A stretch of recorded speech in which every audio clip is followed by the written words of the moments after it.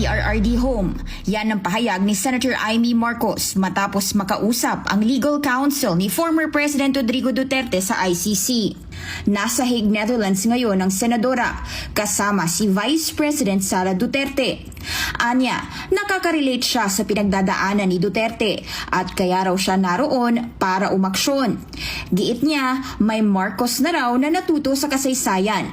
Ilang dekada pagkatapos ng EDSA Revolution, ayaw na niyang maulit ang nangyari sa kanyang ama.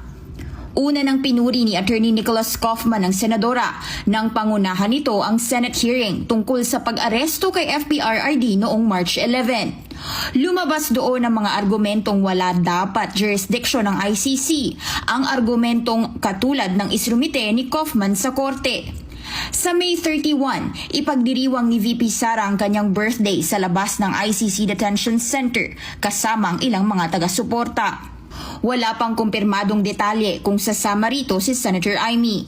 Pero may panawagan ang kapatid ni FPRRD na si Bong Duterte sakaling magpang-abot sila ng presidential sister. I will really tell them, nakita mo na ang sitwasyon.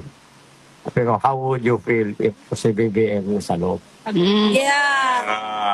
Okay, yan po ang wish ni tatay ni Kuya Bong. Tanungin si Amy, how would you feel kung kapatid mo ang nasa loob? Naging mailap ang ilang Duterte allies sa senadora, kabilang ang partner ng dating Pangulo na si Hanilet Avancenia at dating presidential spokesperson Harry Roque. Giit ng ilan, sa huli, Marcos pa rin siya.